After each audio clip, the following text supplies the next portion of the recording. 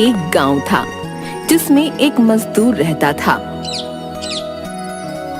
जिसका नाम शंभू था। शंभू बहुत गरीब था। वह दिन भर मजदूरी करता था। उसको इतनी मेहनत करने के बावजूद भी ज्यादा मजदूरी नहीं मिलती थी।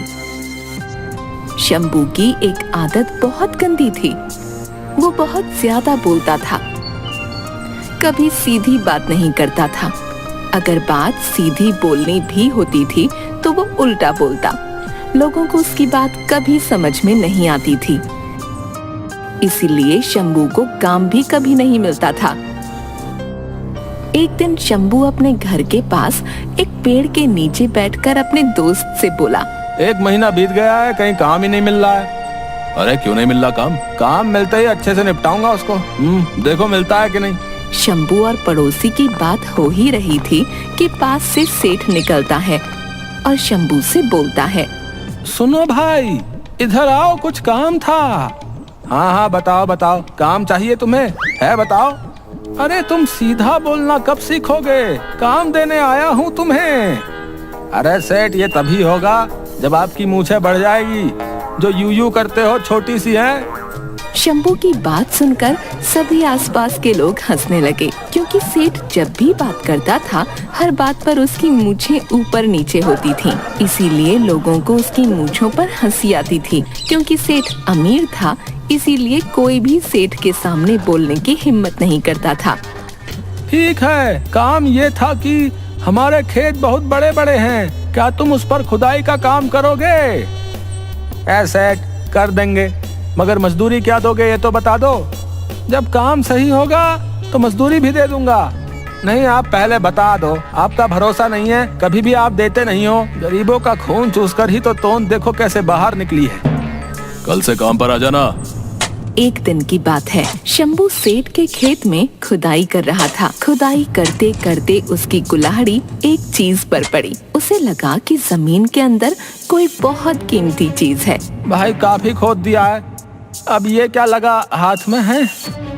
उसने उस जगह खोदना शुरू किया। बहुत समय खोदने के बावजूद भी उस चीज का अंत भाग नहीं मिला। बहुत समय खुदाई के बाद एक बहुत बड़ा पतीला जमीन से निकला। पतीला इतना बड़ा था जिससे एक साथ 100 लोगों का खाना बन सकता था। शंभू बहुत उदास हो गया। उसने सोचा, इतनी सारी मेहनत करने पर भी एक पतीला निकला। बताओ, मेरे घर में तो सिर्फ अकेला ही मैं रहता हूँ, तो मैं इस पतीले का क्या करूँगा? अरे भाई, तुमको क्या करना है मैं बता दूंगा। ये कौन बोला रे? कौन बोला? तुमको दिखता नहीं है? महाराज सामने आओगे तभी तो हम देखेंगे ना। अगर ऐसी बात करोगे तो जाओ, हम नहीं आते तुम्हारे सामने। कर लो। तुम नाराज भी होते हो? अजब प्राणी हो भाई। अगर हम प्राणी ना होते तो तुम धरती पर थोड़ी रहते, आसमान में उड़ा दिए जाते। ठीक है, आना है तो आओ, हम जा रहे हैं, थक गए बहुत आज। शंभू खुदाई की वजह से बहुत थक गया था, इसलिए वह एक पेड़ के नीचे आराम करने के लिए गया। अच्छा ठीक है, तुमको अभी बता रहा हूँ। उस समय शंभू की कुल्हाड़ी उस पतीले में गिर गई। जब वह आराम करके उठा तो उस पतीले में बहुत सारी कुल्हाड़ियाँ थीं। वह इसे देखकर चौंक गया। उसने आसपास देखा तो उसे कोई न दिखा। उसने सारी कुल्हाड़ियाँ गिनी। उस पतीले में 100 कुल्हाड़ियाँ थीं। उसे लगा कि यह कोई मामूली पतीला नहीं है, जरूर यह कोई जादुई पतीला है। अरे ये क्या हुआ है? ये सच में कुछ जादू हुआ है? जब मैं बोल रहा था तब तुमको कुछ सुनाई नहीं दे रहा था। ऐसा है, मैं डरता नहीं हूँ, मगर मेरा बहुत फायदा हुआ है, मजा आ गया भाई। यह पतीला जादुई है कि नहीं, इसके लिए उसने उसमें से एक कुल्हाड़ी को पतीले में वापस डाला। वह एक कुल्हाड़ी थोड़े ही क्षणों में 100 कुल्हाड़ियों में बदल गई। वह यह देखकर बहुत खुश हो गया। अब कुछ समझ आया कि नहीं? देखो भैया, ये हमारा पतीला है और हम ये लेकर जा रहे हैं। ठीक है, ले चलो। क्या ले चलो? तुम जो भी हो, रुको यहीं। क्या यार, ठीक है। वह उस पतीले को लेकर अपने घर गया और उसमें कुल्हाड़ियों को 100 गुनी करने लगा। उसने खेत में मजदूरी करना छोड़ दिया। क्यों भाई, कैसा लगा? तुम यहाँ पर भी भाई? माफ कर दो भाई, मगर ये नहीं दूंगा। मैं पतीला हूँ, यही तो बता रहा था इतनी देर से। आए मेरा पतीला, मुझे तुम पहले क्यों नहीं मिले थे? अब बहुत अमीर बन जाऊंगा। वह कुल्हाड़ियों को बेचकर धन कमाने लगा। अब वह धन को 100 गुना करने लगा और 100 गुने धन को फिर से 100 गुना करने लगा। ऐसा करते करते वह अमीर बन गया।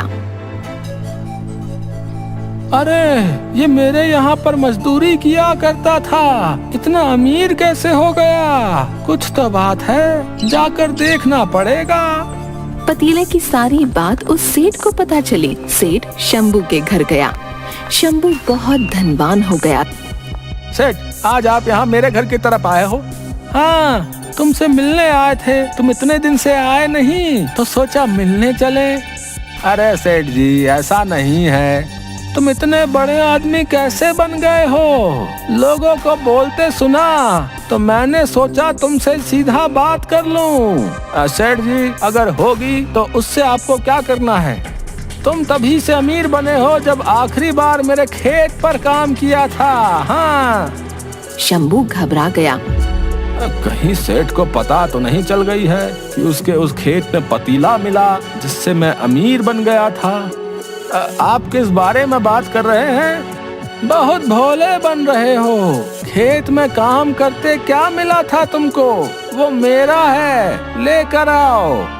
सेठ जी, आप बौरा तो नहीं गए हो? ऐसा थोड़ी होता है। वो खेत आपका था मगर खोदा मैंने है। हाँ, जो मिला है वो मेरा है। हाँ ठीक है, ले जाओ। वैसे भी अब मेरा काम तो हो गया।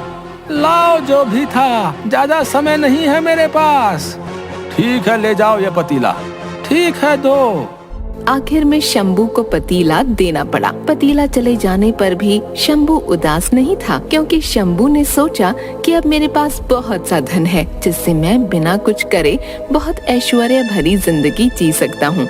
शंभू ने पतीले को सेठ के हाथ में दे दिया और तभी पतीले ने सेठ को देखकर मुस्कान दी और बोला, अरे क्या बात है, मेरा नया मालिक कौन बनने आया है?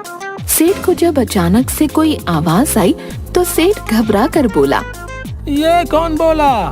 क्या तुमको भी लगता है दिखता कम है? जब तुम रहेंगे तभी तो देखूंगा ना। पहले घर चलो, वही दिखता हूँ। अच्छा, ऐसी बात है तो चलो। सेठ, आज खाना तो अच्छे से खाए हो ना? क्यों पूछ रहे हो? कहीं बात हजम ना होगी। देखो, मैं डरता तो नहीं हूँ, फिर भी थोड़ा सा बता दो। घर चलो, बता रहा हूँ। ठीक है। वह सेठ उस पतीले को अपने घर ले गया और उसने उसके घर के सारे कीमती सोने के जेवरात और आभूषण सबको पतीले में डालकर 100 गुना करने लगा। और जैसे ही जेवर 100 गुना हो गए, वो बहुत खुश हुआ और 100 गुना सोने, जेवरात और आभूषणों को भी वह 100 गुना करने लगा। ऐसा करते करते वह पूरे गांव का ही नहीं परंतु पूरे देश का सबसे अमीर सेठ बन गया। यह सारी बात उस नगर के राजा को पता चली। वह राजा सैनिक लेकर उस सेठ के घर पहुंचा। सुनो सेठ, सुना है आपके पास कुछ ऐसा है जो आपको बहुत धनवान बना रहा है। ऐसा कुछ नहीं है। किसने तुमको ये बात कही? अच्छा, तो इतना धन कहाँ से आया? ये धन मेरे पूर्वजों का है। तुमको ये जानने की क्यों पड़ी है? जाओ लेकर आओ और दो मुझे। देखो सैनिक, ये मेरा है, खुद का धन है। और वैसे भी भाई, नगर में हर किसी का धन आपको अपना ही लगता है, इसीलिए आप ले जाते हो उनसे छीन कर। माना हमारा राजा थोड़ा पागल है, मगर अमीर हमें भी होना है। राजा धनवान तो प्रजा पहलवान। अच्छा ठीक है, ले जाओ। अब हमको क्या जरूरत होगी, काफी धन है मेरे पास, इतना कि मैं तुम्हारे राजा को भी खरीद लूं। वैसे भी तुम्हारा राजा पागल है, मुझे कम धन में भी अपना राजपाट दे देगा। तो वो चीज क्या करते हैं हम देखें। ये है वो चीज, पतीला। पतीला है, ठीक है, दो। हम अपने राजा के पास लेकर जाएंगे। इस नगर की प्रत्येक चीज पर उसका अधिकार है, इसीलिए ये जादुई पतीला उसका हुआ। सैनिक ये पतीला राजा के पास लेकर गया। वह राजा उन दोनों से बहुत ज्यादा लालची था। महाराज, ये है वो चीज, इससे वो सेठ अमीर हुआ था। एक पतीला, इससे क्या होगा? ये उस सेठ के घर पर मिला था जिससे वो अमीर हुआ था। ठीक है। गलती से राजा के हाथ से चाकू पतीले में गिर गया और वो 100 गुने में बदल गया। राजा ये देखकर चौंक गया। उसने अपना सारा खजाना 100 गुना कर दिया। उस 100 गुने खजाने को भी वह 100 गुना करने लगा। ऐसा करके वह दुनिया का सबसे अमीर राजा बन गया। फिर पतीले से राजा को आवाज आई। राजा ये आवाज सुनकर चौंक गया। बाकी सब भी डर गए कि अब ये आवाज कहाँ से आ रही है। सुन राजन, बाकी दोनों तो मुझसे अमीर हो गए हैं, तू भी अपनी किस्मत आजमा ले। राजा का लालच कम नहीं पड़ा और उसने पूरे महल के सोने चांदी को 100 गुना कर दिया। मैं राजा हूँ, जो चाहे वो लूं। तो खुश तो सब खुश, कर ले अपनी सारी मुराद पूरी। बिल्कुल सही। एक दिन वो राजा उस पतीले के पास आया और सोचने लगा कि इस पतीले में जरूर कुछ होगा जो इसको जादुई बनाता है, क्योंकि यह पतीला दिखने में तो बहुत साधारण सा है। इसलिए वह उस पतीले के अंदर गया और उस पतीले में ढूंढने लगा। तभी उस पतीले में उस राजा के हम शक्ल राजा आने लगे। धीरे धीरे करके उस पतीले में से 100 राजा निकले। वह राजा अपने 100 हम शक्ल को देखकर घबरा गया और अपने आप को मारने लगा और कहने लगा कि ये मैंने क्या कर दिया, मैंने अपने ही 100 गुना कर दिए। आपने जो किया वो आपका लालच है। देखो, अब तुम ये रोक सकते हो। अब मैं क्या करूं? जो भी हुआ वो आपकी खुद की वजह से हुआ है, इसे रोकना मुश्किल है। ये एक बार किया जादू था, इसे पलटा नहीं जा सकता है। और उसके बाद सारे हमशक्ल राजा अपने आप को राजा बताने के चक्कर में आपस में लड़ने लगे और इस तरह ज्यादा लालच के चक्कर में राजा ने अपनी जान गंवा दी।